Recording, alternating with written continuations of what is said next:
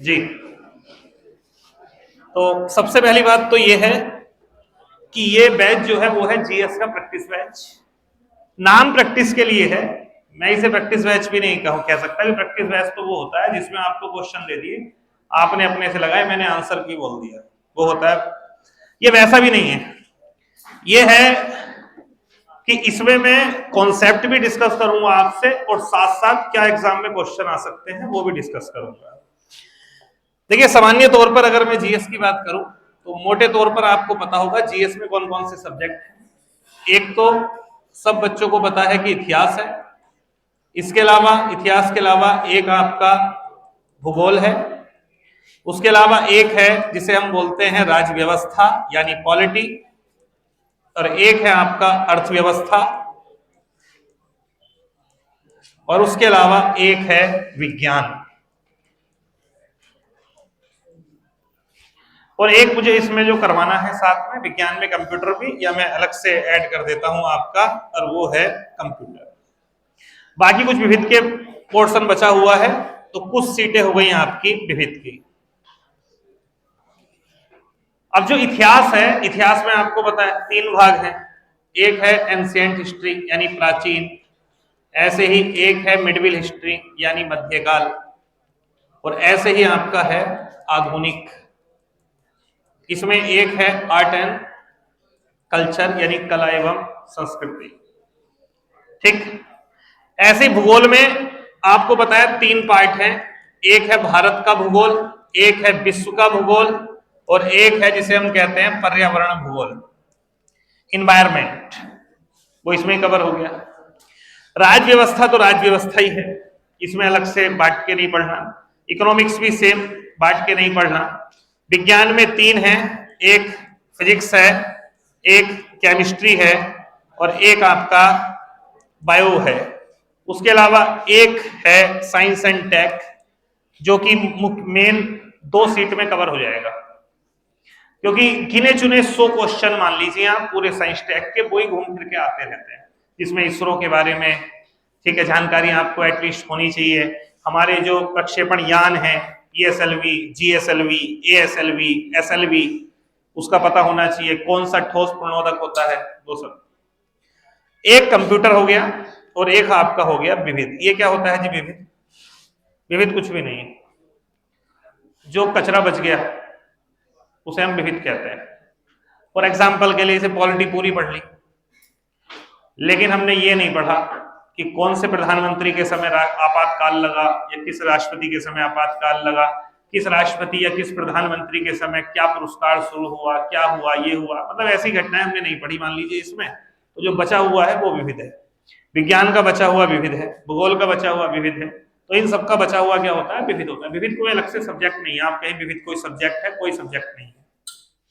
ठीक है, तो कैसे पढ़ना है, मैं स्टार्ट जो कर रहा हूँ वो इतिहास से कर रहा हूँ। ठीक है, इसमें जितने भी सब्जेक्ट हैं ये एक एक सब्जेक्ट है, ये टोटल मिला के 1 2 3 4 5 6 7 8 9 10 11 12 13 14 15, यानी लगभग 15 सब्जेक्ट के आसपास है। और एक को करने में हमें लगभग मानिए किसी को 6 दिन, किसी को 5 दिन, और मैक्सिमम किसी को लगे तो 7 से 8 दिन, उससे ज्यादा नहीं जाएंगे। एक सब्जेक्ट को करने में इतना ही समय लगेगा। दूसरी बात, इसमें मैं आपको पर डे एक सीट प्रोवाइड करवाऊंगा। आज तो आपको नहीं मिली, वो सीट प्रोवाइड होगी आपको क्लास से पहले एंट्री के समय, जब आप अपनी स्लिप दिखाएंगे तभी आपको वो सीट मिल जाएगी, क्योंकि समय कम है। समस्या ये है सबसे बड़ी कि समय कम है, तो इसलिए सीट आपको पहले ही मिल जाएगी। दूसरी बात यह है कि उस सीट का पे जो है वो आपको करना पड़ेगा एटलीस्ट, क्योंकि उसका रीजन ये है कि इसमें जो सीट जाएगी वो काफी पेजेस की जाएगी, यानी कई बार तो ऐसी होगी कि एक सीट में 10 पेज हैं। जैसे आज वाली जो सीट है मैं आपको दिखा दूं, जैसे आज की एक सीट है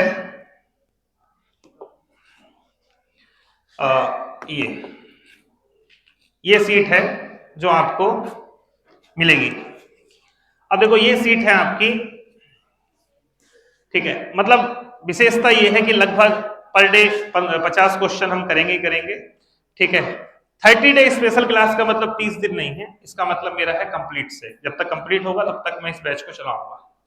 कंप्लीट कराने के बाद दोबारा से इस बैच को मैं फंडामेंटल बना दूंगा, जैसे चलता था वैसे आ जाएगा। ठीक है, कितने समय में होगा? तो वो सीधी सी बात है भाई, जितना आप कोऑपरेट करोगे उतने टाइम में वो कंप्लीट हो जाएगा। ठीक है, जैसे हिस्ट्री का मैं पहला शुरू कर रहा हूँ, सेट वन में मैंने 2 टॉपिक उठाए हैं, एक पाषाण काल, एक हड़प्पा सभ्यता। ठीक है, अभी मैं आपको शुरू करने से पहले बताऊंगा कि इसमें हमारे प्राचीन भारत में हमारे कितने टॉपिक हैं। ठीक है, अब इसमें क्या है, कुछ विशेष बात, जैसे फॉर एग्जाम्पल के लिए ये पाषाण काल है, तो पाषाण काल के बारे में एक तो इंपॉर्टेंट मोटी मोटी बातें जो पता होनी चाहिए, कहां से एग्जाम में क्वेश्चन आता है, क्या होता है, वो चीजें।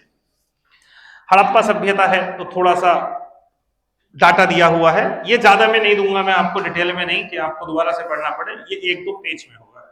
मेन चीज है मेरे समझाने की, जो मैं यहाँ पर आपको लेक्चर दूंगा लगभग 20-25-30 मिनट का, वो इंपॉर्टेंट होगा।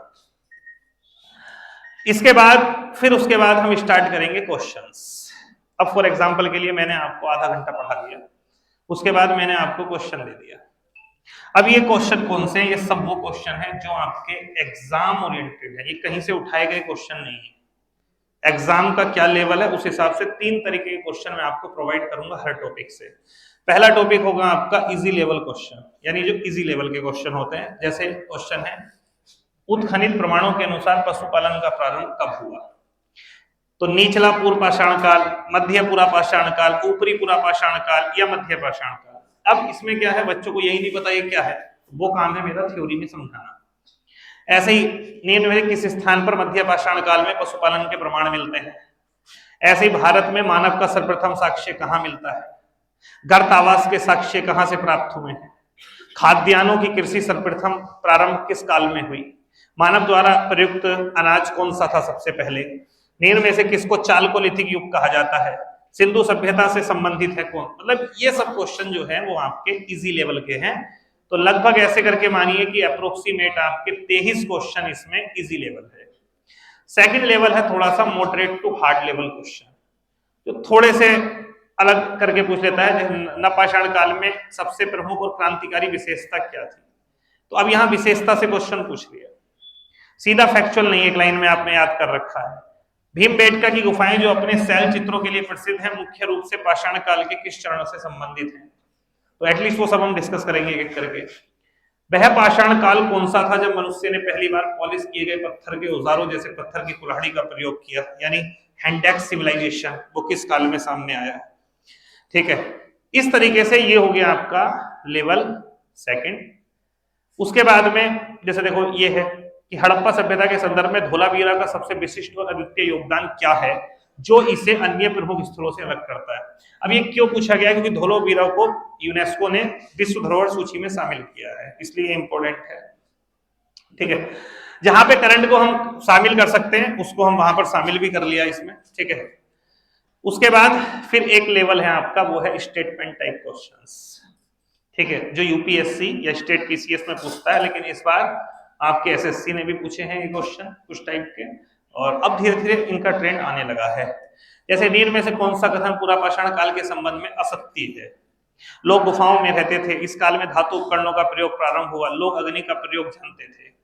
ऐसे ही निम्न में कौन सा कथन सही है? नवपाषाण काल की सबसे प्रसिद्ध बस्ती मेहरगढ़ है, मेहरगढ़ वर्तमान पाकिस्तान में स्थित है, मेहरगढ़ में धातु का प्रयोग प्रारंभ हो चुका था। निम्न में कौन सा गलत है? भीमबेटका मध्य पाषाण काल से संबंधित है, भीमबेटका गुफाएं मध्य प्रदेश में है, वह शैल चित्रों में पशु पक्षियों का चित्रण नहीं मिलता है।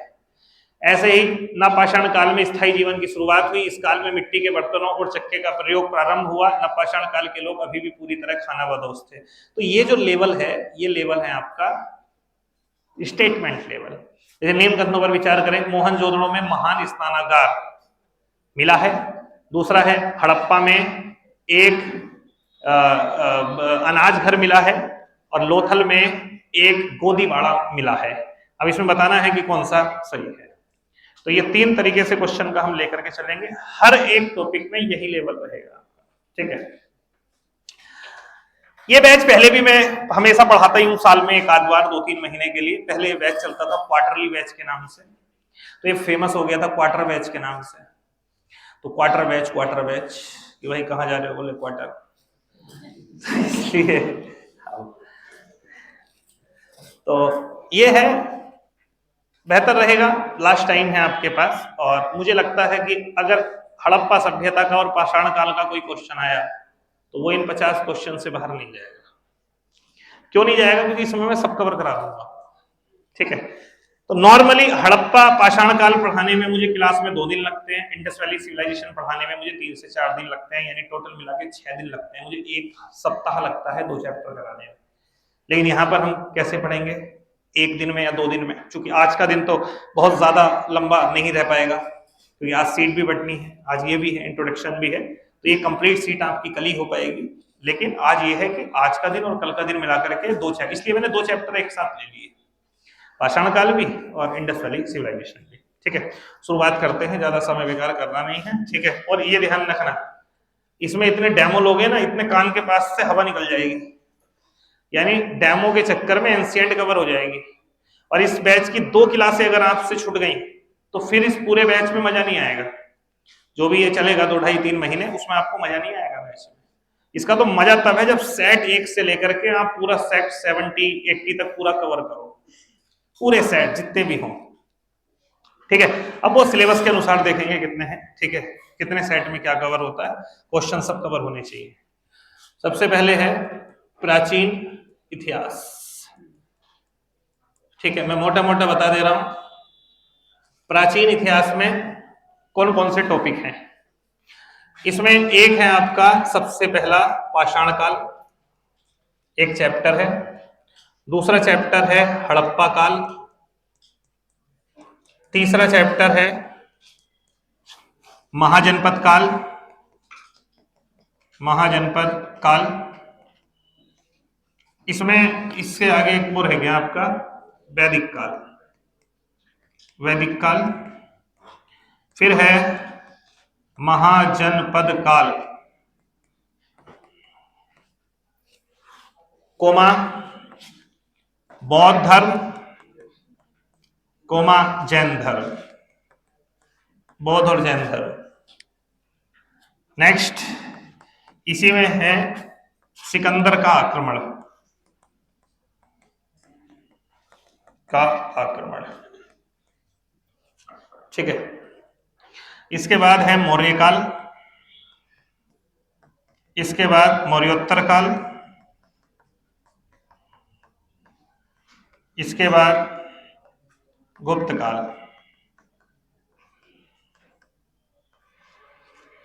और इसके बाद गुप्त काल के बाद गुप्तोत्तर काल, कोमा हर्ष, कोमा क्षेत्रीय राज्य। ये हो गई एंशिएंट हिस्ट्री खत्म। ठीक है, कितनी सीटों में होगी? एक सीट ये सेट फर्स्ट, ये मैंने सीट बनवा दी है, आपको मिल जाएगी। ये वाली सेट 2 में होगा, ये वाला सेट 3 में होगा, ये वाला सेट 4 में होगा, ये 5 में होगा, ये 6 में होगा, ये 7 में होगा। यानी 7 सीटों में आपकी एंशिएंट हिस्ट्री पूरी कवर होगी, 7 सीट। इसमें एक सीट और मैं आपको दूंगा 8वीं, जो इसमें क्षेत्रीय शक्तियों में, इसमें उत्तर भारत की करूंगा। एक मैं दूंगा आपको दक्षिण भारत की, यानी दक्षिण भारत के जितने भी राज्य रहे हैं वो। ठीक है, हाँ, सीट आज मैं आपको बंटवारा हूं। मैंने जैसे कि कहा कि इसकी कॉस्ट आपको खुद देनी पड़ेगी, क्योंकि रीजन ये है, जैसे इसमें एटलीस्ट कितने पेज हैं, ये भी यही है क्या?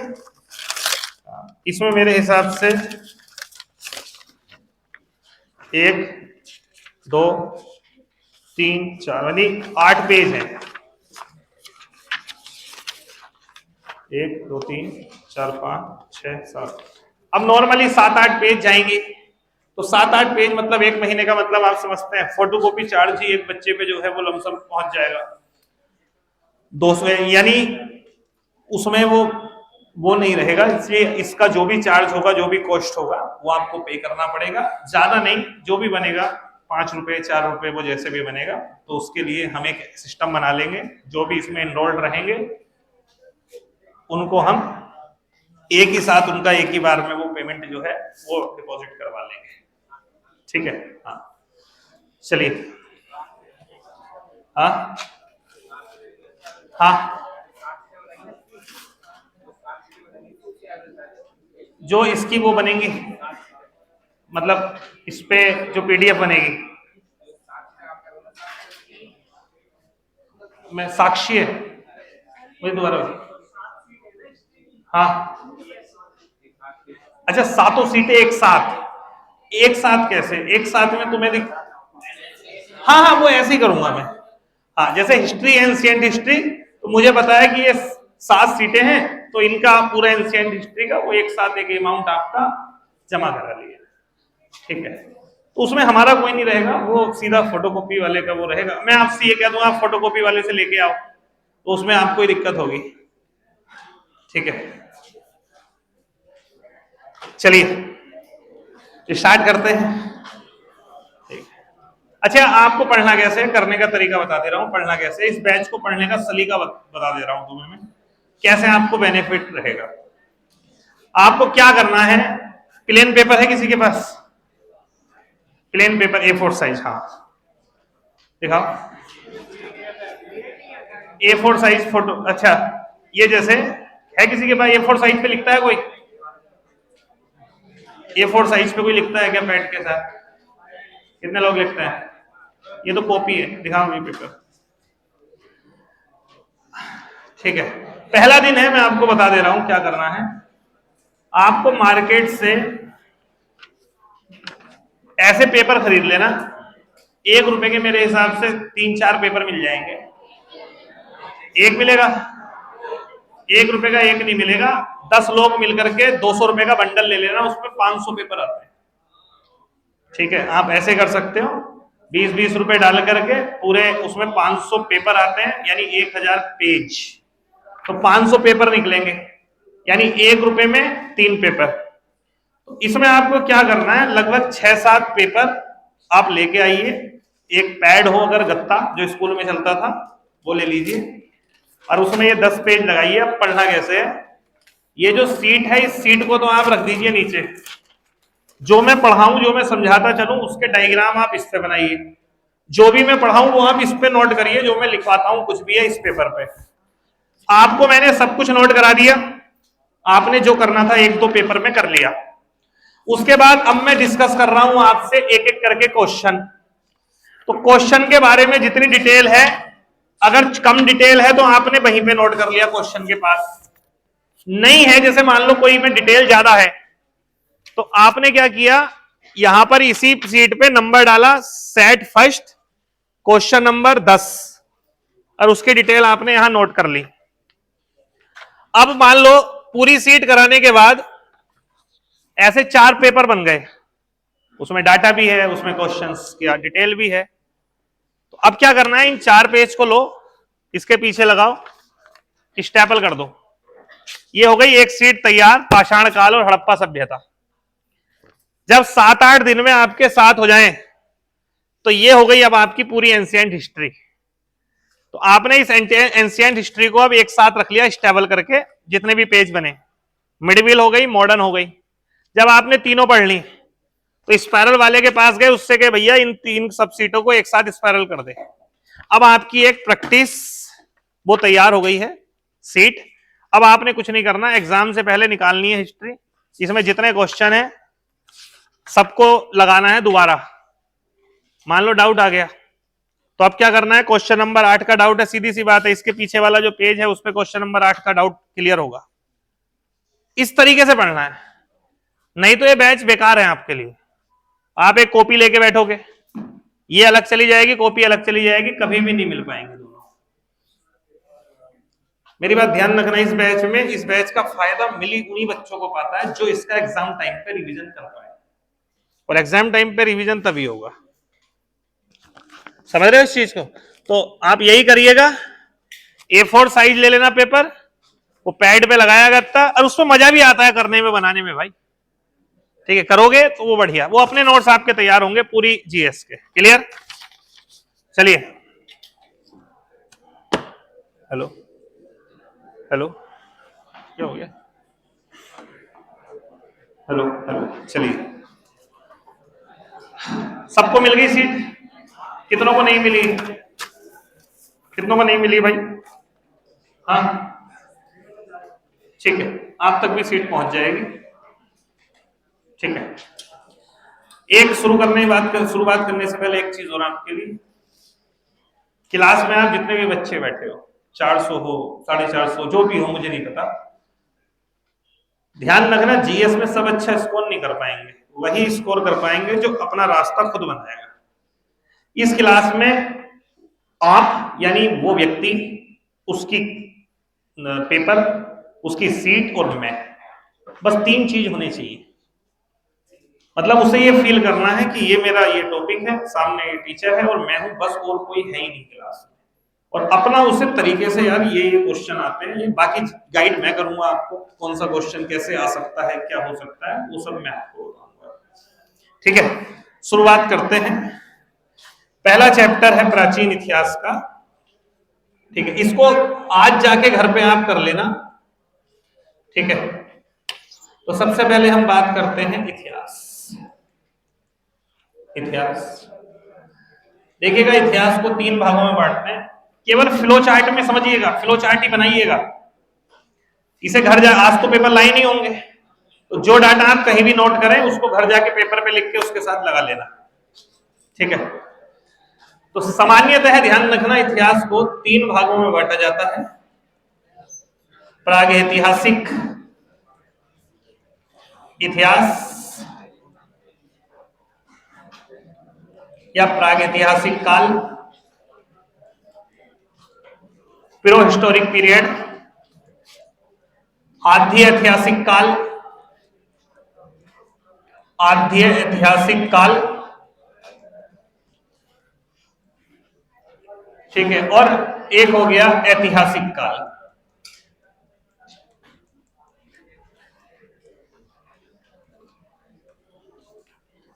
जितना भी इतिहास है मानव उत्पत्ति से लेकर के और आज तक का जो इतिहास है उसे 3 भागों में बांटा जाता है, pre historic period, proto historic period और हिस्टोरिक पीरियड। प्रागैतिहासिक काल क्या होता है? जिस समय का व्यक्ति ना तो लिखना जानता था, ना ही वो कुछ पढ़ना जानता था, यानी उसे लिपि का ज्ञान, लिपि समझते हैं जिसके माध्यम से लिखा जाता है, उसे लिपि का ज्ञान नहीं था। शायद भाषा का हो, भाषा और लिखना तो अलग चीजें हैं। कुत्ते आपस में शायद बात कर लेते हो भौंक करके, ये भाषा है, लेकिन वो लिख नहीं पाते, उनके पास लिपि नहीं है।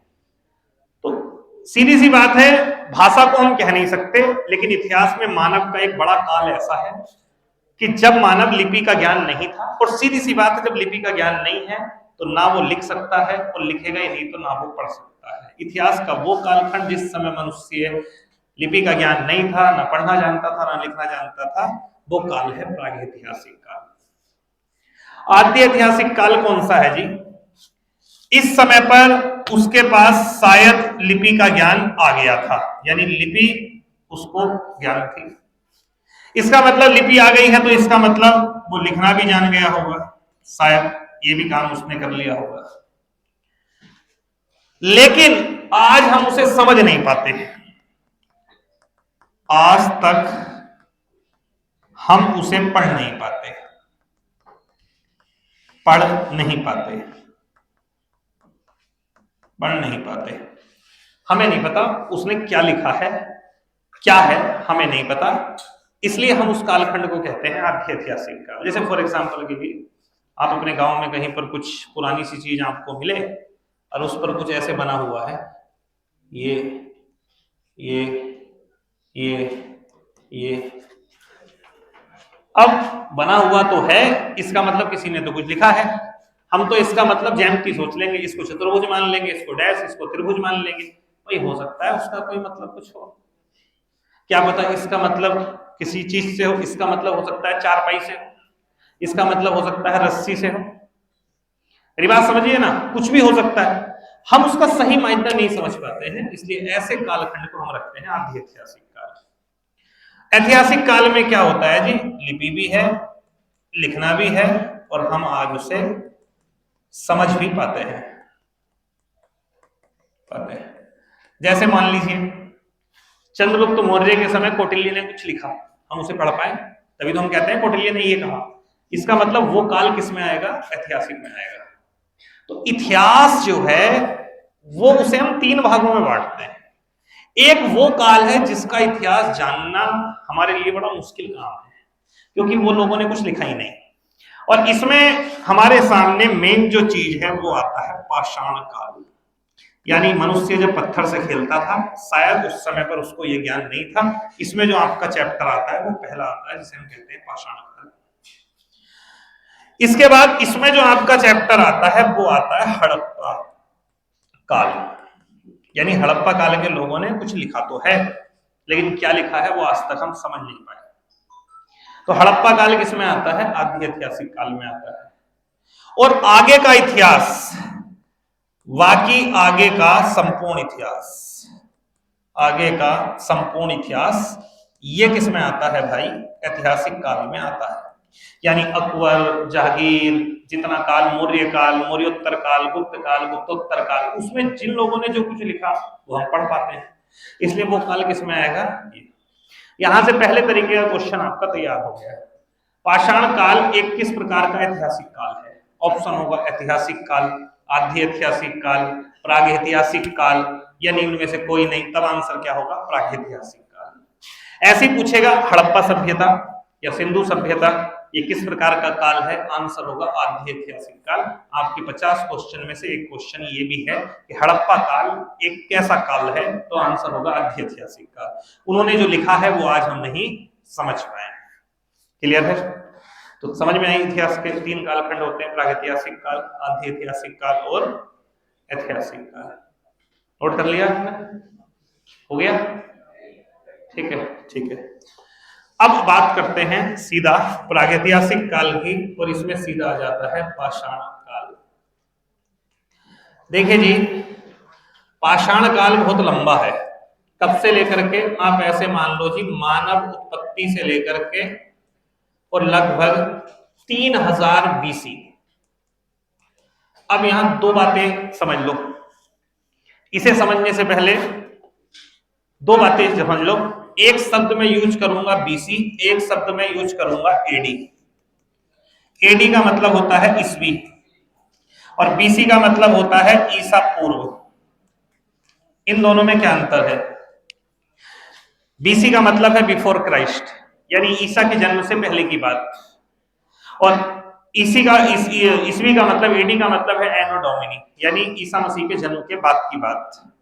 फॉर एग्जाम्पल के लिए ये मैंने एक समय रेखा खींच दी, और ईसा मसीह का जन्म जो है वो हुआ पहली तारीख, पहला महीना और पहला ही साल, यानी जब से लेकर के पहली कभी डेट रही होगी, पहला महीना रहा होगा और पहला ही वर्ष होगा, उसे हमने मान लिया 1। और यहां पर हुआ है ईसा का जन्म। ईसा मसीह की बात चल रही है, क्योंकि जो हम कैलेंडर आज मानते हैं उसे ग्रेगोरियन कैलेंडर कहते हैं, जिसकी शुरुआत ईसा मसीह के जन्म से मानी जाती है। जब भी मैं बोलूं BC, उसका मतलब समझ जाना हमें पीछे जाना है। जब भी मैं कहूं AD, समझ जाना हमें आगे जाना है। मैंने कहा 2025 AD, तो इसका मतलब है ये आज जहां पर हम खड़े हैं। मैंने कहा 2025 BC, इसका मतलब है यहां से 2025 साल पहले जाना है। तो मैं कहूं 2025 BC की घटना आज से कितने साल पुरानी है, तो आप कहोगे जी आज है हम 2025 में, यहां तक जाइए 2025, यहां से और पीछे जाइए यानी 4050। मैं आपसे कहूं कि भारत में 326 BC में सिकंदर ने आक्रमण किया था, तो इसका मतलब है जी लगभग ईसा मसीह के जन्म से 326 BC, मतलब 326 साल पहले। जितनी घटनाओं में मैं BC लगाऊंगा वो सब समझ जाना वो 1 से पहले की बात है। अच्छा मुझे बताओ 1000 BC पुराना है या 1500 BC पुराना है? 1000 BC पुराना है। मैंने 1000 BC मतलब 1000 साल पहले, और 1500 BC मतलब 1500 साल पहले, तो पुराना कौन सा है? 1500 BC पुराना है। बिफोर क्राइस्ट में जितना नंबर बड़ा होगा उतनी पहले की बात होगी। ईस्वी में जितना नंबर बड़ा होगा उतनी बात की बात है। मेरी बात समझ रहे हैं कि नहीं? मैं कह रहा हूं हड़प्पा सभ्यता 2500 बीसी में थी और वैदिक सभ्यता 1500 बीसी में थी। बताओ पुरानी कौन थी? हड़प्पा सभ्यता थी। तो पहली बात इसमें आपको तो केवल ये अंतर नहीं है कि ईस्वी कहीं लगा दिया, ईसा पूर्व लगा दिया। जब भी ईसा पूर्व लगाया जाए उसका मतलब ईसा मसीह के जन्म से पहले है, और जब ईस्वी लगे तो उसका मतलब है ईसा मसीह के जन्म के बाद। चलो एक मैं आपसे अगर एक क्वेश्चन पूछ लूं, मैं आपसे ये कहूं एक घटना 50 बीसी में हुई और एक घटना 100 ईस्वी में हुई यानी एडी में हुई, दोनों घटनाओं के बीच कितने साल का अंतर रहा होगा? एक 50 ईसा पूर्व में हुई, एक 100 ईस्वी में हुई, दोनों के बीच कितना अंतर रहा होगा? 150 साल का अंतर रहा होगा। बात समझ रहे हैं? ये बात तो थोड़ी समझ में आ रही होगी, ठीक है। हाँ, पाषाण काल की बात कर रहे हैं। मैं कह रहा हूं मानव उत्पत्ति मानी जाती है आज 20 लाख बीसी में। अब 20 लाख बीसी का मतलब आप समझ गए क्या है? 20 लाख बीसी का मतलब हो गया ईसा मसीह के जन्म से 20 लाख साल पहले। 20 लाख बीसी से 3000 बीसी तक जो काल था वो काल था पाषाण काल। आप कहेंगे सर हमने तो कई जगह 5 लाख पढ़ा है। एक्चुअली मानव उत्पत्ति भारत में 5 लाख साल पहले ही हुई, लेकिन विश्व के स्तर पर अफ्रीका में मनुष्य आ चुका था लगभग 20 लाख साल पहले। इसलिए पाषाण काल की शुरुआत को हम कई बार कब से मानते हैं? 20 लाख साल से मानते हैं। सबसे लंबा काल है ये इतिहास का। पाषाण काल को 3 भागों में बांटते हैं। एक होता है जिसे बोलते हैं पूरा पाषाण काल, पूरा पाषाण काल। एक है जिसे बोलते हैं मध्य पाषाण काल, मध्य पाषाण काल, और एक है जिसे बोलते हैं नव पाषाण काल। ठीक है, तीनों में क्या अंतर है जी? तीनों को हमने बांट दिया। पूरा पाषाण काल जो है ये सबसे पुराना काल है। ऐसे मान लो 20 लाख से लेकर के 20 लाख से लेकर के और कब तक चला? लगभग 10,000 बीसी तक। ठीक है, 20 लाख से लेके 10,000 बीसी। मध्य पाषाण काल 10,000 से लेकर के लगभग 7 से 8,000 बीसी। इसका मतलब समझ रहे हो? ईसा मसीह के जन्म से 20 लाख साल पहले इंसान आया और ये काल ईसा मसीह के जन्म से 10,000 साल पहले खत्म हो गया। ईसा मसीह के जन्म से 10,000 साल पहले शुरू हुआ, 7,000 पहले खत्म हो गया, यानी 3,000 साल का ही है। और ये लगभग 7,000 साल पहले स्टार्ट हुआ और ये लगभग 3,000 साल पहले खत्म हो गया। कई जगह पर में भी हुआ हो सकता है। आप देखो यहाँ 7,000 की जगह 8,000 हो, कोई दिक्कत नहीं है। वहां 3,000 की जगह 4,000 हो, क्योंकि 500,000 वर्ष ये अलग अलग विद्वानों के मत हैं। ठीक है, तो इसमें आपको कंफ्यूजन में नहीं जाना कि जी यहाँ पर हमने 12 पढ़ लिया है, यहाँ हमने 8 पढ़ लिया है, यहाँ हमने कुछ नहीं है। अप्रोक्सीमेटिव क्राइटेरिया ध्यान रखना। इन काल को अलग क्यों करा? उसका रीजन है। रीजन करने का है, सब में बड़ी बड़ी घटनाएं हुई। जैसे इस काल की सबसे बड़ी घटना थी कि मनुष्य इसमें पशुपालन सीख गया था। आपसे पूछे पशुपालन की शुरुआत मनुष्य ने किस काल में करी? मध्य पाषाण काल में करी। इसमें मनुष्य ने कृषि करना शुरू कर दिया। कृषि यानी मनुष्य ने कृषि की शुरुआत किस काल में करी? इस काल में करी। जब खेती करेगा, अनाज लेके आएगा, तो अनाज पकाने के लिए, रखने के लिए किसकी जरूरत होगी? बर्तनों की जरूरत होगी। तो कृषि की शुरुआत, बड़े पैमाने में बर्तन। अच्छा, अब उसे शिकार के लिए भटकना तो नहीं पड़ेगा ना, अब वो आराम से स्थायी रह पाएगा। इसका मतलब धीरे धीरे उसने स्थायी रहना शुरू कर दिया होगा। यानी बस्ती, आवास, ये सब चीजें किस समय पर आई होंगी सामने? इस समय पर आई होंगी। थोड़ा सा समझते हैं, एक करके सब पर बात करते हैं। सबसे पहले पूरा पाषाण काल है। अच्छा, इसको भी 3 भागों में बांट देते हैं। एक होता है निम्न पुरा पाषाण काल, एक होता है मध्य पुरा पाषाण काल और एक होता है उच्च पुरा पाषाण काल। बस सबसे ज्यादा कंफ्यूजन इधर होगा। क्यों? हाँ, किसमें? नहीं नहीं, अभी तुम सीट को छोड़ दो। सीट पे तो अभी जब मैं कहूंगा ना सीट को खोलो तब खोलना, अभी सीट में नहीं जाना आपने। रीजन है, मैं एक साइड से स्टार्ट करूंगा। पशुपालन की मेन शुरुआत सबसे पहले कब हुई? तो मध्य पाषाण काल में हुई। सबसे पहले मनुष्य ने कुत्ते को पालतू बनाया और इसके साक्ष्य मिले हैं आपको बागोर से और आदमगढ़ से। बड़े पैमाने पर पशुपालन स्थायी रूप से जब स्टार्ट हुआ वो घटना नवपाषाण काल में। यही तो बता रहा हूं, सेल्फ पढ़ने में और टीचर के पढ़ाने में अंतर है। आपको एग्जाम में आंसर क्या लगाना है वो मैं आपको क्लियर करूंगा। तो अभी तो आपको सीट रीड ही नहीं करनी, ठीक है? अभी तो आपको सीधा ये समझिए जो मैं बता रहा हूं। इसे भी कितने भागों में बांटा जाता है? 3, निम्न, मध्य और उच्च। ठीक है जी, क्लियर हो गया। अब देखो कुछ बेसिक सी बातें समझिए एक करके। सबसे पहला काल है पुरा पाषाण काल। ये वो है जिस समय का मनुष्य आदम था। उसे थोड़ा बहुत पत्थरों का पता था, पत्थर उठाना जानता होगा। इस समय पर जो हथियार थे वो उतने बनाना नहीं जानता था। मोटे पत्थर उठाए, बंदर वंदर कर ले कुछ पत्थर से, कहीं ठोक पीट के कुछ कर ले, तो वही काम इस समय का मनुष्य करता था। ठीक है, चूंकि बड़ा लंबा काल है इसलिए इसको हमने 3 भागों में बांट दिया। इस समय के जो हथियार थे वो थोड़े मोटे थे। इस समय के हथियारों में थोड़ी शार्पनेस आ गई, थोड़े पतले हो गए, फलक टाइप के हो गए। इस समय के जो हथियार थे वो थोड़े और सही हो गए, पतली खप्पच आ गई, घिस घिस के उसने उसको ब्लेड की तरह बना लिया।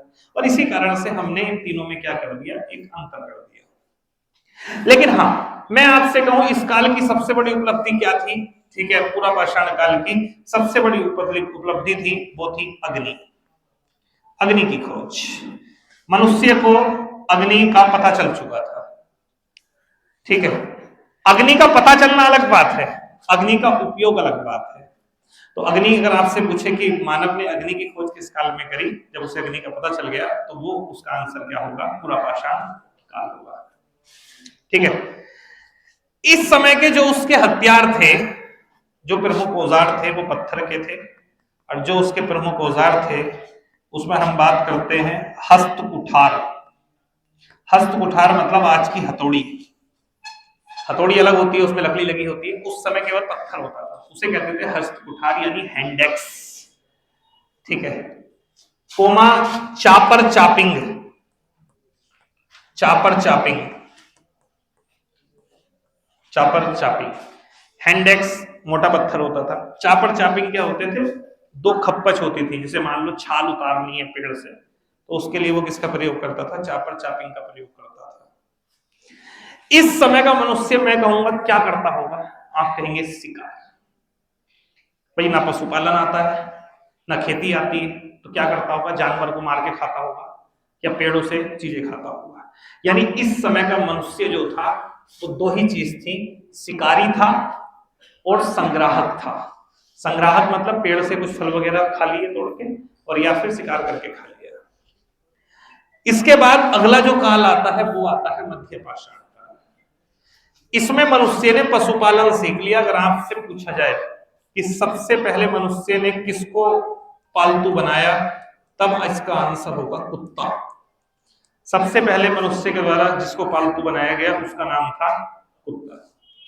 आपसे पूछे कि सर्वप्रथम साक्ष्य कहां से मिले हैं, सर्वप्रथम साक्ष्य कहां से मिले हैं, तब इसमें ध्यान रखिएगा सर्वप्रथम साक्ष्य में 2 आपको याद रखना है। एक याद रखना है बागोर, ये है राजस्थान। और दूसरा आपको याद रखना है आदमगढ़। कोई बताएगा कहां पर है? आदमगढ़ ये है एमपी यानी मध्य प्रदेश। तो आपसे पूछे कि सबसे पहले पशुपालन के साक्ष्य कहां से मिले, तो फर्स्ट प्रेफरेंस आपको देनी है बागोर, राजस्थान में है। और दूसरा पूछ ले ये ना हो, तब आपको आंसर लगाना है आदमगढ़, ये कहां पर है? मध्य प्रदेश में है। लगाओ 3 स्टार। ठीक है, 3 स्टार यहां से महत्वपूर्ण है। ठीक है, 3 स्टार। ठीक है, क्लियर? नेक्स्ट, पशुपालन कर लिया, अब कुत्ता पाल लिया। अब शिकार कौन करता होगा? कुत्ता। आदमी का दिमाग खाली हो गया, तब उसने क्या शुरू से थोड़ा दिमाग लगाया कि यार मैं कुछ और देखता हूं, और तब ऐसे में उसने किसकी शुरुआत कर दी? कृषि की। तो यहां से एक क्वेश्चन पूछता है, कृषि के सर्वप्रथम साक्ष्य, सर्वप्रथम साक्ष्य, तो ये आपको आंसर लगाना है मेहरगढ़। कहां पर पड़ता है मेहरगढ़? पाकिस्तान। यानी चलो बाद में तो अलग हो गया, उस समय तो पूरा भारतीय उपमहाद्वीप है। स्टाल लगा देना 3। भारत के किस क्षेत्र से सबसे पहले कृषि के साक्ष्य मिले हैं? तो सबसे पहले कृषि के साक्ष्य कहां से मिले हैं? मेहरगढ़ से। मेहरगढ़, ठीक है। वैश्विक स्तर पे सबसे प्राचीन फसल कौन सी मानी जाती है? जौ। ठीक है, जौ और गेहूं ये दोनों प्राचीन हैं, लेकिन मेन अगर दोनों ऑप्शन में हो तब आप आंसर क्या लगाना? जौ लगाना। ठीक है, सबसे प्राचीनतम साक्ष्य कहां से मिले हैं? मेहरगढ़ से मिले हैं, मेहरगढ़। अच्छा, जब इसने खेती करी होगी तो सीधी सी बात है, खेत में काम करने के लिए बैलगाड़ी की जरूरत होगी, तो बैलगाड़ी के लिए किसकी जरूरत पड़ेगी? पहिए की। तो पहिए का आविष्कार भी कब हुआ होगा? ये भी इसी समय पर हुआ होगा, यानी पहिया भी इसी समय पर विकसित हुआ होगा, नवपाषाण काल में। खेती से जो उत्पादन हुआ होगा उसे रखने के लिए बर्तनों की बड़े पैमाने पर जरूरत पड़ी होगी, तो बर्तनों का विशेष प्रयोग कब हुआ होगा? यहाँ। अच्छा, अब उसने अनाज भी पैदा कर लिया, सब कुछ कर लिया, तो अब उसने अपने रहने का एक स्थायी ठिकाना बनाया होगा, और वो स्थायी ठिकाना भी आपको कहां पर मिलता है? नवपाषाण काल में। और बेसिकली इसके लिए जो बड़ी आवास का जो पहला साक्ष्य मिलता है, गर्तावास का पहला साक्ष्य, पहला साक्ष्य ये जिस जगह से मिलता है उस जगह का नाम है बुर्ज होम। स्टाल लगा दो 3, बुर्ज होम। कहां पर है? झेलम नदी के तट पर, जम्मू एंड। मेन 3 चीजों की चांस रहती है आपसे एग्जाम में पूछने में। मनुष्य सबसे पहले कहां रहता था? गर्तावास। क्या होता है मैं बताता हूं। अच्छा, इतनी जल्दी तो मनुष्य को अकल नहीं आ गई होगी कि मुझे छप्पर बना लेना है ऊपर ही। उसको दिमाग आया होगा कि मैं गड्ढा बना के रखूं, तो मनुष्य ने गड्ढा खोदा और गड्ढे में बैठ गया। थोड़ा और दिमाग आया, उसने गड्ढा खोदा और इसी गड्ढे में से उसने बीच से एक गड्ढा और खोद लिया, यानी ऐसे एक गड्ढा खोदा और यहां से एक गड्ढा और खोद के ये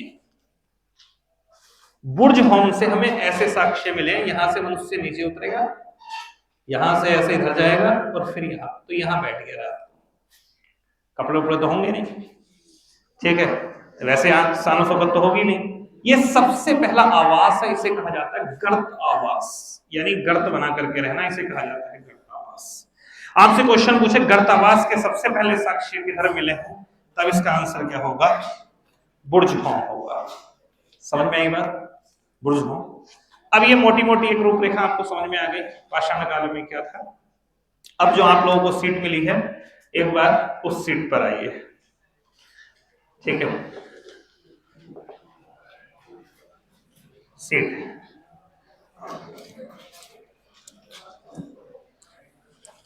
सीट में ये देखिए 3 भागों में बांटा जाता है। 20 लाख से 10,000 ईसा पूर्व तक। मनुष्य कैसा था? घुमंतु था, शिकार और फल फूल पर निर्भर करता था। आग की खोज इस समय पर हो चुकी थी, स्टाल लगा लेना आग की खोज पर। आग की खोज पर 2 या 3 स्टाल लगा लेना। किस काल में हुई आग की खोज? पूरा पाषाण काल में हुई। बेसिकली पत्थर कौन से थे?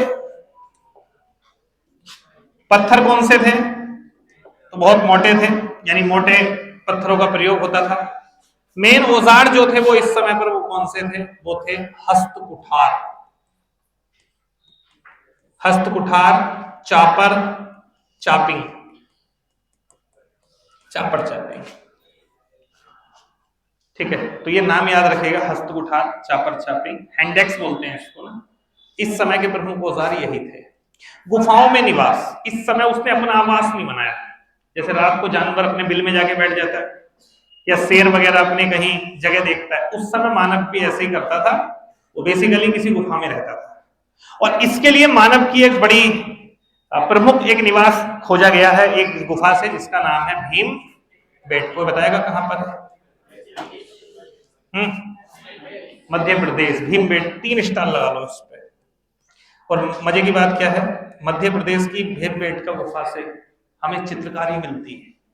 मनुष्य ने, जैसे कक्षा 2 के बच्चा कोई दीवार पे कुछ बना देता है ना, तो वैसे उसने लोमड़ी पत्तियां बना रखी है। सबसे पहला प्राचीन साक्ष्य पाषाण काल की चित्रकारी का जो हमें मिलता है, वो कहां से मिलता है? मध्य प्रदेश की भीमबेटका गुफा से। किस काल से संबंधित है? पूरा पाषाण काल। पूरा पाषाण काल में भी कौन सा? मध्य पूरा पाषाण काल, क्योंकि पूरा पाषाण काल के 3 पार्ट हैं, निम्न, मध्य, प्रमुख स्थल भीमबेटका। एक लिखा हुआ है बेलन घाटी। बेलन घाटी कहां पर है? बेलन घाटी कर्नाटक, हाँ यूपी। ये पूरी बोलन घाटी, सोहन घाटी पाकिस्तान में है, हाँ बेलन घाटी। ये पूरा मिर्जापुर, इलाहाबाद, ये बिहार तक गई है, ठीक है। तो बेलन घाटी ये हो गई उत्तर प्रदेश। सीधा पूछने का, बेलन घाटी कहां पर है? उत्तर प्रदेश, ठीक। मध्य पाषाण काल, समय 10,000 से 8,000, मैंने कहा 7,000 भी लिखा है, कोई दिक्कत नहीं। जलवायु में सुधार हुआ थोड़ा, जलवायु थोड़ी बढ़िया हुई। अच्छा, इस समय पर हिमयुग था, बहुत ठंडा। आपके समय पर ना हिमयुग भी आए हैं। हिमयुग मतलब पूरे में मामला बर्फ का था, तो ये सबसे जटिल जीवन था। इसके बाद जलवायु में सुधार हुआ, हिमयुग समाप्त हो गया। सबसे इंपॉर्टेंट है, इस समय हथियारों में थोड़ा चेंज आ गया, जो औजार थे वो थोड़े छोटे हो गए। इस कारण से इस काल को माइक्रोलिथिक काल कहते हैं। 3 स्टार लगा लो, माइक्रोलिथिक। माइक्रो मतलब छोटा और लिथिक माने पत्थर। जिस समय छोटे पत्थरों का इस्तेमाल शुरू हुआ औजारों के रूप में, उसको हमने क्या कहा? माइक्रोलिथिक काल कहा। कला, गुफा चित्रकला इस समय भी हमें दिखाई देती है भीमबेटका में। प्रमुख स्थल हैं बागोर, लगाइए 3 स्टार, ठीक है। आदमगढ़ लगाओ 3 स्टार, ठीक है। आदमगढ़ और बागोर। नेक्स्ट, अगला आ जाइए नवपाषाण काल। समय लगभग 8,000 से 4,000 या कह दे 7,000 से 3,000। कृषि का पूर्ण विकास हो चुका है, ठीक है। पशुपालन और स्थायी जीवन। अब देखिए, पशुपालन का विकास वहां पर हो चुका है, शुरुआत हो चुकी है। बड़े पैमाने पर मनुष्य ने पशुपालन की शुरुआत कब करी? जब वो स्थायी हुआ। और स्थायी कब हुआ? कृषि के बाद, ठीक है। मिट्टी के बर्तन, कपड़ा बुनाई, चाक का उपयोग, ये सब हमें देखने के लिए मिलता है। चिकने चमकदार औजार, चिकने चमकदार औजार बने, इसलिए इसे कहा गया नियोलिथिक। तो एक पॉइंट लिखेगा, ये लिखा हुआ भी है नियोलिथिक एज। तो आपसे एक क्वेश्चन पूछता है, नियोलिथिक काल किसे कहा जाता है? नवपाषाण काल को। माइक्रोलिथिक काल किसे कहा जाता है? मध्य पाषाण काल को। तो ध्यान रखोगे एटलीस्ट इतना। प्रमुख स्थल कौन सा है? मेहरगढ़, 3 स्टार। किसके साक्ष्य मिले हैं मेहरगढ़ से? कृषि के साक्ष्य मिले हैं। बुर्ज होम कहां पर है? कश्मीर। किसके साक्ष्य मिले हैं? गर्तावास के साक्ष्य मिले हैं। और यहां से किसके साक्ष्य मिले हैं? कृषि के साक्ष्य मिले हैं, कृषि के। और यहां से किसके साक्ष्य मिले थे? बागोर से और आदमगढ़ से पशुपालन के साक्ष्य मिले थे। बात आई समझ में? एक रूपरेखा छोटी मोटी तैयार हुई कि क्या है पाषाण काल और कैसे, ठीक है। अब सीधा नीचे आ जाइए और नीचे आके पहले क्वेश्चन पे आइए। पहला क्वेश्चन क्या कह रहा है? उत्खनित प्रमाणों के अनुसार पशुपालन का प्रारंभ कब हुआ? आप आंसर क्या लगाओगे? निचला पूरा पाषाण काल, मध्य पूरा, भैया इनमें सब में ये तो पूरा पाषाण काल है। आप बताओ कब पशुपालन की शुरुआत हुई? आंसर क्या होगा? अच्छा, साक्ष्य कहां से मिलते हैं? बागोर ये कहां पर है? राजस्थान। और कहां से मिलते हैं? आदमगढ़। और ये कहां पर है? एमपी। अब आपसे एग्जाम में क्वेश्चन आ जाए कि बागोर और आदमगढ़ किस काल के स्थल हैं? ऑप्शन पूरा पाषाण काल, मध्य पाषाण काल, नव पाषाण काल। क्या आंसर लगाओगे? मध्य पाषाण काल। मध्य पाषाण काल का टाइम क्या है? लगभग 10,000 से लेकर के 7 से 8,000 बीसी के आसपास ये काल है इसका। अच्छा, इसे क्या कहते हैं मध्य पाषाण काल को? इसे माइक्रोलिथिक कहते हैं। यानी जो हथियार थे वो कैसे हो गए थे? थोड़े छोटे, ज्यामितीय, अर्धचंद्राकार, त्रिभुजाकार, इस टाइप के हो गए। ठीक, क्लियर? नेक्स्ट अगला क्वेश्चन देखिए। निम्न में से किस स्थान पर मध्य पाषाण काल में पशुपालन के प्रमाण मिलते हैं? ऑप्शन क्या होगा? बागोर। कहां पर है? राजस्थान यानी आगरा। अगर ये नहीं होता तब आंसर हम लगाते आदमगढ़, अगर वो होता तो वो भी सही था। भारत में मानव का सर्वप्रथम साक्ष्य कहां मिलता है? भारत में सबसे पहले जो मनुष्य का साक्ष्य मिलता है वो मिलता है नर्मदा घाटी। नर्मदा घाटी में एक जगह है हथनोरा। हथनोरा से स्टाल लगा लेना 3। हथनोरा, या तो आपको नर्मदा घाटी दे देगा या आपको दे देगा हथनोरा। तो जो नर्मदा नदी है उस नर्मदा नदी घाटी क्षेत्र में एक जगह पड़ती है जिसका नाम है हथनोरा। उसी हथनोरा से भारत में सबसे प्राचीन मनुष्य के साक्ष्य मिले हैं। अगला है गर्तावास के साक्ष्य कहां से प्राप्त हुए हैं? कहां पर है? जम्मू एंड कश्मीर। इसमें से 2 ऑप्शन और इंपॉर्टेंट हैं। क्या? एक है कोल्डीवा। आपसे पूछे ना चावल के प्राचीनतम साक्ष्य कहां से मिले हैं, तो वो कोल्डीवा से मिले हैं। चावल के प्राचीनतम साक्ष्य कहां पर है? कोल्डीवा, पता है? यूपी। चावल के प्राचीनतम साक्ष्य कहां से मिले हैं? कोल्डीवा। कोल्डीवा से मिले। संगन कुल्लू एक जगह है दक्षिण भारत में, कोई बताएगा यहां से क्या मिला? राख का टीला। राख का टीला, टीला के साक्ष्य संगन कुल्लू। अब आप कहेंगे कि ये इतना इंपॉर्टेंट है कि हाँ, जो इंपॉर्टेंट है वही लिखवाऊंगा, उसके अलावा एक शब्द नहीं लिखूंगा सीटी पर। संगन कुल्लू पूछा हुआ है 2-3 बार आपका, उसमें भी मतलब टीसीएस वगैरह में भी और वनडे एग्जाम में भी, इसलिए संगन कुल्लू ध्यान रखना। तो राख के प्राचीनतम साक्ष्य राख का टीला, ये इस बात का प्रमाण है या तो दहन किया गया होगा, मरे होंगे लोग, उनका सब संस्कार किया गया होगा, तो इस बात का ये प्रूफ है। अगला क्वेश्चन देखिए, खाद्यान्न की कृषि सर्वप्रथम प्रारंभ हुई? ऑप्शन नव पाषाण काल, मध्य पाषाण काल, पूरा पाषाण काल। क्या आंसर होगा? अच्छा, प्रोटो ऐतिहासिक काल का मतलब होता है आद्य ऐतिहासिक काल, उसका तो मतलब ही नहीं होता। यार इसका आंसर क्या होगा? आंसर क्या लगाओगे? मेहरगढ़। मेहरगढ़। अच्छा, मेहरगढ़ से किसके साक्ष्य मिलते हैं? मेहरगढ़। ये कहां पर पड़ता है? पाकिस्तान। पाकिस्तान में जो जगह है उसका नाम है बलूचिस्तान। ये पाकिस्तान का ही पार्ट है। सबसे पहले गेहूं के साक्ष्य हमें यहां से मिलते हैं। ठीक है, वैश्विक स्तर पे सबसे प्राचीनतम फसल जो है, ठीक है, भारत के संदर्भ में प्राचीनतम फसल गेहूं है, लेकिन अब हो गया है चावल। जब से कोल्डीवा वगैरह से प्रमाण मिले हैं ना, तब से माना जाने लगा है चावल। अगला है मानव द्वारा सर्वप्रथम प्रयुक्त अनाज कौन सा था? अब देखो यहां पर जब भी ऐसे करके आप पूछे, आपसे कुछ ना दे, भारत के बारे में ना दे, तब आंसर आप क्या लगाना? जो लगाना। सबसे पहले भूमध्य सागरीय क्षेत्र में जौ की फसल को उगाया गया और शायद जौ वगैरह को ये लोग खाने के लिए इस्तेमाल करते थे। अगला काल है निम्नलिखित में से किसको चालकोलिथिक कहा जाता है? चालको का मतलब होता है तांबा और लिथिक मतलब होता है पाषाण। यानी एक समय ऐसा आया होगा पाषाण काल के लास्ट में जब मनुष्य ने तांबे के साथ पत्थर का प्रयोग किया और इसे क्या कहा गया? ताम्र पाषाण युग कहा गया। अच्छा, ताम्र पाषाण युग पाषाण काल से पहले आया होगा, बाद में आया होगा?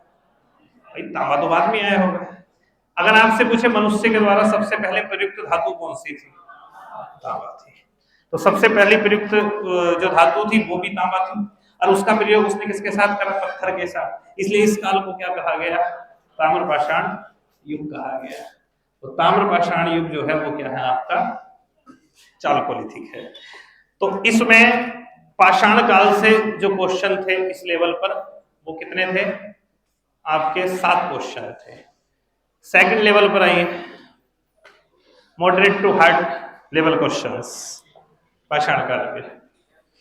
थोड़ा सा इसलिए मैं ले रहा हूं 2-4 मिनट एक्स्ट्रा कि समझ में आए कि क्लास हुई, मुझे समय कहाँ हुआ है, क्लास शुरू हो गई, क्लास शुरू की 25-30 मिनट में ही लेट हो गई थी।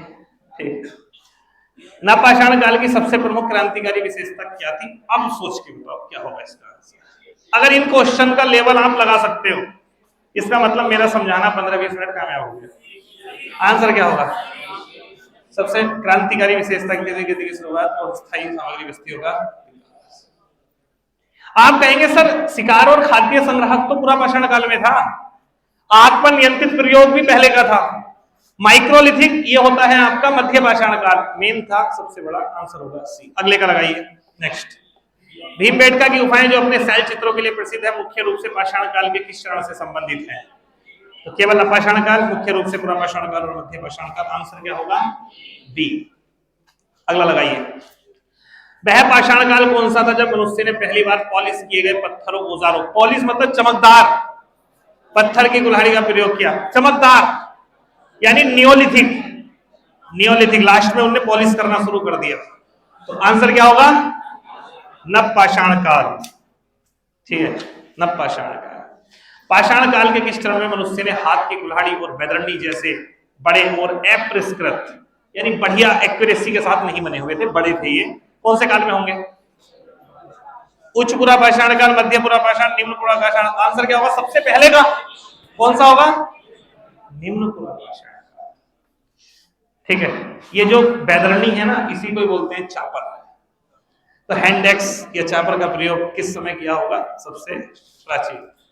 मध्य पाषाण काल के औजारों को किस नाम से जाना जाता है जो आकार में बहुत छोटे थे और ज्यामिति रूप में, ज्यामिति मतलब समझते हो, जैसे ऐसे करके तीर बना लिया या ऐसे करके कुछ बना लिया, तो आंसर क्या होगा, बहुत छोटे यानी माइक्रो। और आपको पता है मध्य पाषाण काल को क्या कहा जाता है, माइक्रोलिथिक कहा जाता है, माइक्रोलिथिक कहा जाता है। अब आ गए हड़प्पा के, लास्ट है स्टेटमेंट वाले क्वेश्चन। ये है पहला, निम्न में से कौन सा कथन पूरा पाषाण काल के संबंध में असत्य है। पूरा पाषाण काल की बात चल रही है, लाइन कर दीजिए। लोग गुफाओं में रहते थे, सही बात है। इस काल में धातु उपकरणों का प्रयोग प्रारंभ हुआ होगा क्या, नहीं हुआ होगा। ठीक है, लोग अग्नि का उपयोग जानते थे, हाँ अग्नि का उपयोग तो पूरा पाषाण काल में तीनों आ गए ना, निम्न मध्य और उच्च, तो अग्नि की खोज हो चुकी थी। तो आंसर क्या होगा, पहला और तीसरा होगा। क्या पूछा, असत्य है तो केवल 2, ठीक है, असत्य पूछा है तो केवल 2, सत्य पूछता तो पहला और तीसरा होता है। ठीक है, अगला क्वेश्चन करिए, निम्न कथनों में कौन सा सही है। नवपाषाण काल की सबसे प्रसिद्ध बस्ती मेहरगढ़, ठीक है, रही होगी। मेहरगढ़ वर्तमान पाकिस्तान में स्थित है। मेहरगढ़ में धातुओं का प्रयोग प्रारंभ हो चुका था। अब देखो बाद में किया गया होगा, लेकिन आप अपने कॉमन सेंस से सोचिए कि अगर धातुओं का प्रयोग हुआ भी होगा तो सबसे पहले खेती कहां हुई होगी, खेती कहां हुई सबसे पहले, मेहरगढ़ में हुई। तो आप बताओ खेती करी गई किस चीज से होगी, हल से कुछ करा होगा, कुछ बनाया होगा, और धरती में जुताई करने के लिए क्या चीज इस्तेमाल करी होगी, कोई ना कोई धातु तो इस्तेमाल करी। तो इसलिए ये वाली बात भी सही है। तो आगे जो आप देखेंगे ना, सबसे पहले धातु का प्रयोग जिस क्षेत्र में इस्तेमाल किया गया वो यही है। इसलिए आंसर क्या होगा इसका, सभी सही है। मुझे लगता है कि आप तो तरीका समझ गए होंगे मैं कैसे आपको पढ़ाऊंगा। तो ये मैं ऐसे पढ़ाऊंगा आपको पूरा बैच, और जितने भी आपकी जीएस है वो ऐसे ही कराऊंगा। ठीक है, कल इसे मैं कंप्लीट करा दूंगा आपकी सीट को। ठीक है, मैंने बोला कितना बस वो पेपर लेकर के आना जैसे मैंने बताया, प्लेन सीट वो लेके आना, ठीक है। हाँ, फोटो खींचना है।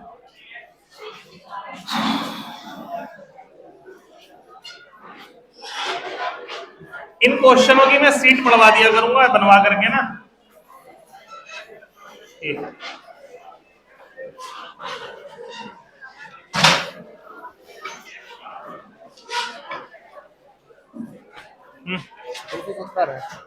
बस इन्हें बुझाओ 400 पकड़ पहुंचेगी हमारी। तुमने कहा भी ना करा, मैं कह रहा फ्लैक्स यूज करो। अब ये देखो मैंने क्या करा, मैं वहीं से फोन लिया, सभी नंबर पे पर्सनली भेजा मैंने फ्लैक्स की वीडियो दोनों। थोड़ी बहुत पकड़वाते हैं उससे